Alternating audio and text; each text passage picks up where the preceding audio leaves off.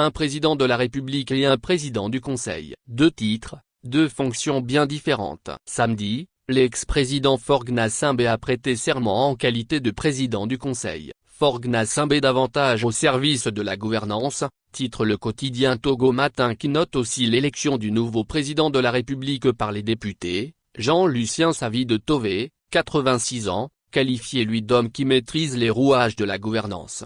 Savy Tové a été élu pour un mandat de 4 ans renouvelable une seule fois, précise Jeune Afrique. Il ne dispose d'aucun pouvoir exécutif ni décisionnel et se voit réduit à un rôle principalement symbolique, incarnant l'unité nationale, le respect de la Constitution et la continuité de l'État. Il conserve quelques prérogatives, telles que l'accréditation des ambassadeurs, la réception des diplomates étrangers et le droit de grâce à titre individuel. Mais ces actes devront être contresignés par le président du Conseil. Un coup d'État constitutionnel, bref un poste purement honorifique.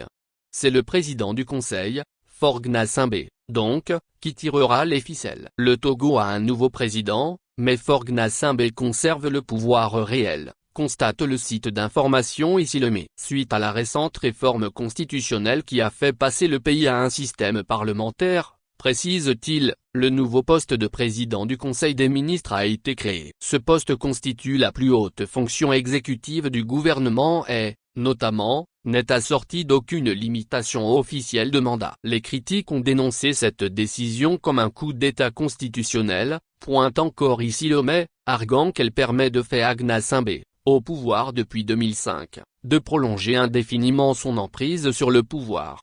Faure Gnassingbé désormais plus fort que jamais. Résultat, note Afrique.com, la 4ème République est définitivement enterrée et sur son tombeau s'élève désormais une 5e République dont les institutions sont taillées sur mesure pour le prince du moment, Faure Gnassingbé, désormais plus fort que jamais. Sous couvert d'un changement constitutionnel habilement orchestré, poursuit Afrique.com, le Togo s'enfonce dans un autoritarisme légaliste où les formes de la démocratie servent à en nier le fond. Cette réforme de la Constitution, adoptée sans consultation populaire et entérinée par un parlement monochrome, confère à Faure Gnassingbé une position inédite de chef d'un exécutif consolidé, sans contre-pouvoir réel. Il ne s'agit pas ici d'un simple ajustement institutionnel, mais d'un coup de force à froid, validé par les urnes sans véritable compétition et par des institutions inféodées. Faure Gnassingbé consolide peut-être son trône, conclut Afrique.com, mais il fragilise irrémédiablement l'idée même de démocratie dans son pays. Vers une monarchie républicaine, en fait, renchérit le pays à Ouagadougou, on change de façade, on repeint la vitrine, mais à l'intérieur, c'est toujours la même boutique familiale. Rien de nouveau donc sous le soleil de Lomé, sinon la confirmation d'un pouvoir éternel détenu par un chef d'État sans date d'expiration. Car, si le décor change, le scénario lui, risque de rester tragiquement le même, puisqu'avec l'architecture institutionnelle actuelle, le peuple sera évincé du processus politique à partir du moment où le président Faure n'affrontera plus le suffrage universel direct.